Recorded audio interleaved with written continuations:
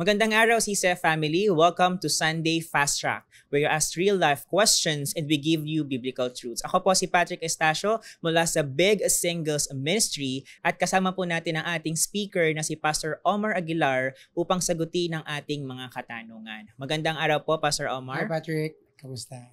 Maraming salamat po sa inyong mensahe, Pastor Omar. Para po sa ating unang katanungan, Pastor Omar, paano natin mapapanatili ang ating katapatan sa Diyos habang iginagalang ang mga namumuno, lalo na kung tila magkasalungat ang kanilang utos at ang kalooban ng Diyos?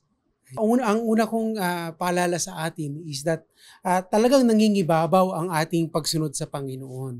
Ngayon, kung mayroon tayo mga leaders na hinihiling tayo na gumawa ng mga bagay na hindi naayon sa salita ng Panginoon, magkasala o gumawa ng mali, mangingibabaw pa rin ang ating pagsunod sa Panginoon. Pero paano natin pararangalan ng Panginoon sa ating pagsunod sa ating mga leaders na inalaw naman ng Panginoon na mamuno sa atin?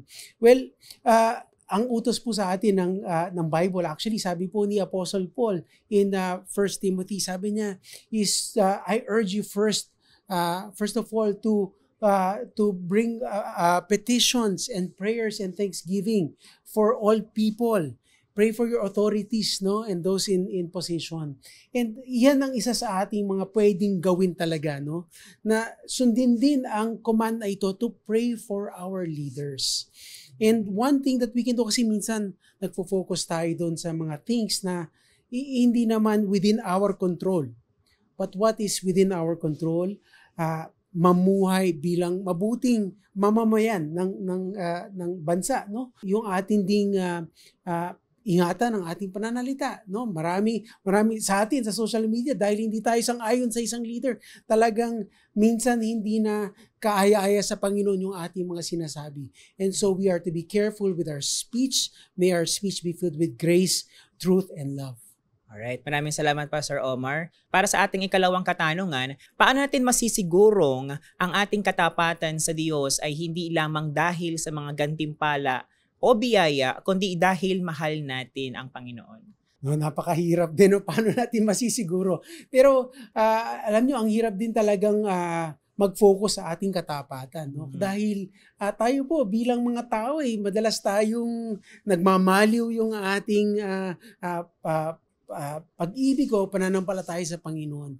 But sa tingin ko, ang talagang mas maigi ay tayo mag-focus sa katapatan ng Panginoon sa ating buhay. Bakit? Kasi pag tayo nag-focus sa kanyang katapatan, sa kanyang pagkilo sa mga napakaraming ginawa niya sa ating mga buhay, yung track record niya sa buhay natin, yung puso natin napupuno ng pasasalamat. And pag tayo ay namumuhay ng may pasasalamat sa ating buhay, iba yung ating pakikitungo sa Panginoon at sa ibang tao. Di ba? Parang kung kayo ay nagkaroon ng isang malaking utang at biglang mayroong isang tao na binayaran o binaliwala na lang yung utang mo na bayad na yan, yung puso natin, wow, talaga lang. No, talagang punong-puno ng pasasalamat, and yung ating attitude is, how can I bless you back? How can I honor this kind gesture? And ganoon na lang yung ating pasasalamat. Same thing with the Lord. Grabe yung utang na binayaran ng Panginoon para sa atin. He paid for our sins, and with gratitude tayo, we can live in thankfulness para i-honor siya. Maraming salamat, Pastor Omar. Para sa ating huling katanungan, alam natin na lahat ng bagay na nangyayari sa atin ay pinahihintulutan ng Diyos para sa ating kabutihan. At kasama doon ang mga pagsubok. Paano natin malalaman, Pastor Omar, kung ito ba ay consequence ng kagagawan natin, pag-atake ng kalaban, o natural na lamang ito na hamon ng buhay? So, minsan, mayroon tayong mga hinaharap na mga pagsubok na hindi natin alam bakit natin pinagdadaanan ng mga ito.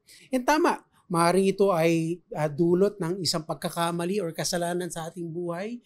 And ang pinakamagandang ating gawin ay pag nakakaharap tayo ng mga ganitong bagay, kasi ang ating kadalasang ginagawa, pag meron tayong hinaharap, gusto nating diskartehan agad, gusto nating ayusin agad, pero ang una nating dapat gawin ay lumapit sa Panginoon.